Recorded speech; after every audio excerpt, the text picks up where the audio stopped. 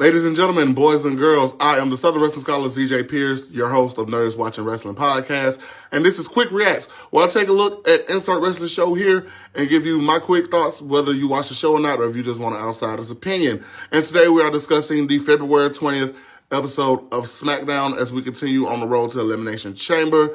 A lot of things were set in motion. It was a pretty okay show, not entirely missable if you want to just see some fun matches. But like a lot of the segments were kind of drawn out a little play. But enough of my little ranting. Let's go ahead and get into it. If you ready, I'm ready. Tag me in. So the night starts off proper with Cody Rhodes, excited that he has won his Elimination Chamber qualifying match and is ready to go on and beat Drew McIntyre at WrestleMania after he so-called wins the Chamber. He's definitely going to win the Chamber. But this then brings out Jacob Fatu, who is on the hunt for Drew McIntyre after really costing him the Elimination Chamber qualifying match last week, because Jacob Fatu had that match won. Nick Aldis comes out and says that he's giving Drew McIntyre the night off, but because Drew McIntyre is the WWE Undisputed Champion and he loves SmackDown so much, he bought himself a Sky Suite so he could watch the show. And then he immediately targets Jacob, saying that Jacob isn't all gas, no brakes. He's all bark, no bite, prompting Jacob Fatu to attempt to go through the crowd to get to McIntyre, but is stopped by security and Nick Aldis, who tells Jacob Fatu both in the arena and backstage that if he just waits, he will get his hands on Drew McIntyre. Jacob Fatu says that he is not going to wait too much longer.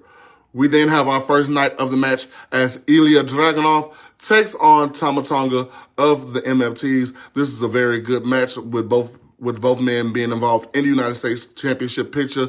Tama Tonga with his wins over Shinsuke Nakamura lately and last week, pinning Carmelo Hayes in that 10-man tag team match.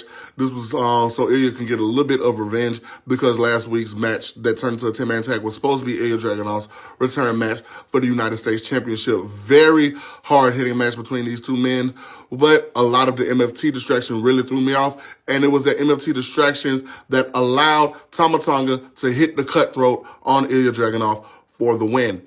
After the match, Solo Sikoa attempts to put the SmackDown locker room on notice, but is attacked by Ilya Dragunov, with the MFTs getting the jump on him. Apollo Crews and Matt Cardona attempted to make the save. Notice I said attempted. But they are all interrupted via a video promo from Uncle Howdy and the YS6, where Uncle Howdy challenges Solo Sikoa to face him in the ring one-on-one without his family, and Uncle Howdy will expose Solo as the fraud that he is.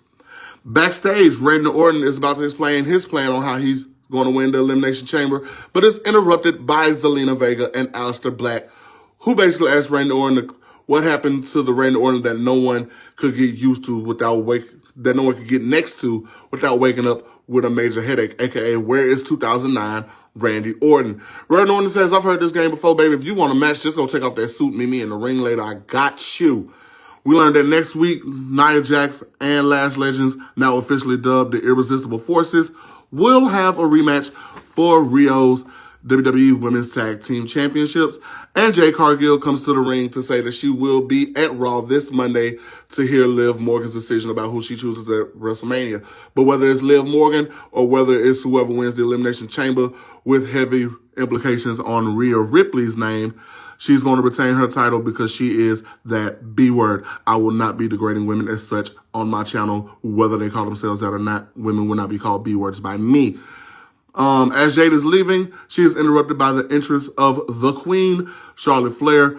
And baby, like, Jade acted like a little sick puppy when Charlotte came out, cause sweetie, getting in my face twice is diabolic. You've had one defense out of the 100 odd days you've been champion, and you trying to step to Charlotte Flair to prove your case. Like, baby, that's like me stepping up to Eminem or Lil Wayne saying I'm a better rapper than them just because I done rhymed hanky with panky. Boy, if you don't get... Anyway, but this led right into our next Elimination Chamber qualifying match as Charlotte Flair, Nia Jax, and Kiana James took each other on in a three-way match. Big props to Kiana James. Kiana James has been looking so good on TV as of late. Dominant performances in the Royal Rumble, getting a lot of power spots up, especially against Nia Jax, where she continues to hit the Samoan drop on Nia. And it's amazing considering how this time last year, Kiana James was out with a very serious knee injury. And on paper, you would think that Charlotte Flair would win this match, but that just let me know that you have been watching wrestling that long, because everyone knows that Charlotte Flair's kryptonite is a triple threat match. As Charlotte Flair tried to put Nia Jax in the figure 8 leg lock, Kiana James slid in place for a crucifix pin to pin Charlotte Flair. Now Kiana James is going to the Elimination Chamber. Good for her. Nick Aldis then gets the big man-sized box that made his debut on Monday Night Raw and says, please send this back to Adam Pearce. I don't want this, but not before the tag team division and Johnny Gargano get to do some comedy. Poor Johnny Gargano, get that man a tag team partner. Next, Tiffany Stratton took on Alba Fire in another pretty fine match. Just gonna go ahead and say it. I cannot wait for Alba Fire's contract to be done with WWE so she can revert back to Kayla Ray and then hopefully go to Ring of Honor and beat Athena for the Women's World Heavyweight Championship. That's what I want from Alba Fire, because Alba Fire / Kayla Ray is so good. I miss the forever champion. Tiffany Stratton won the match with the prettiest moonsault ever, barely an inconvenience. Next, backstage, Sami Zayn and Cody Rhodes get into a very heated argument as Sami Zayn is disappointed in Cody for taking advantage of Drew McIntyre's interference in their match to hit the crossroads on him and go ahead and qualify for the chamber. And Cody Rhodes says, hey, maybe that's why you're not WWE champion or haven't been WWE champion, because you don't take advantage of opportunities. Opportunities like going to the Elimination Chamber, opportunities like going to WrestleMania, those don't just fall in your lap. And your complacency is why you haven't won the title yet. After their argument, Trick Williams confronts Sami Zayn and lets him know that he's about to do what Heel couldn't do, and that's go to the chamber, which then prompted Sami Zayn to go to Cody Rhodes and apologize. Look at my face. Whatever. Next, in our next men's Elimination Chamber qualifying match, Damian Priest took on United States champion Carmelo Hayes and the aforementioned Trick Williams. Trick Williams, obviously being the sly heel, tried to get Trick Mello game back together so they could take on Damian Priest. That worked all fine and dandy until it was just Carmelo Hayes and Trick Williams in the ring by themselves. Beautiful recall to their stand and deliver match they had a couple years ago. I was very much excited to see Trick Williams and Carmelo Hayes go one-on-one. And their action was very good. Trick Williams still is the most trash-talkingest man in professional wrestling, and he got the win as Damian Priest was trying to hit Carmelo Hayes with the razor's edge. Trick Williams would hit 2 trick shot knees on Damian to get the other hand. Very solid stuff. Obafemi took on Kit Wilson in what was pretty much a segment, because as soon as the bell rang, Kit Wilson decided to read some poetry to Obafemi as a way to apologize for him. Obafemi was so amused that he asked Kit Wilson to read another.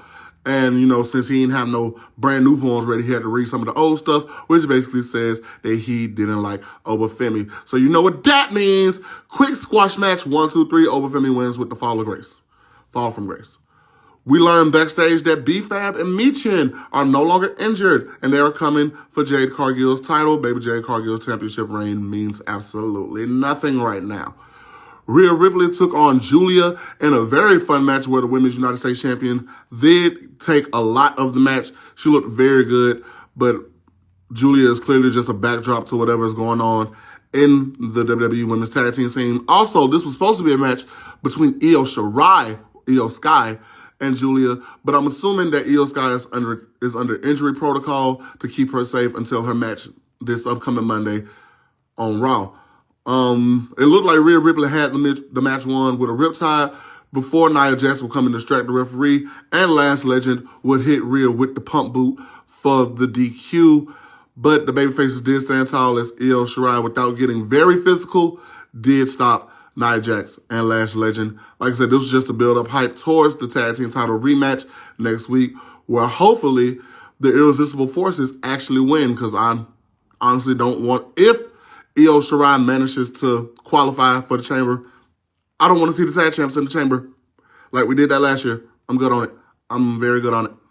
And in our main event, Randy Orton took on Aleister Black in a very standard match, but like I said, it was mostly more segment than it was about the match, because at the final stretch of the match, Drew McIntyre would come out and blast Randy Orton in the head with the undisputed WWE Championship belt, leading Cody Rhodes to come out and give chase through the crowd. But it was all for naught as Aleister Black hit the Black Mass to pin Randy Orton. Hopefully this does something for Aleister Black.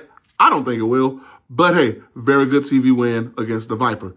And that was the February 20th episode of Smackdown. Let me know what you thought of the show and what you thought of this react in the comments. Please like, follow, share, subscribe. Remember to keep God and Jesus in your heart and express the love that he has given us outward, because he loves you and so do I.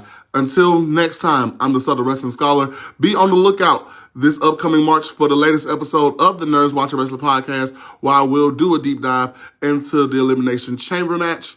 Well, the Elimination Chamber as a whole. And yeah, it's going to be great. I'm the Southern Wrestling Scholar, CJ Pierce. I will see you next time.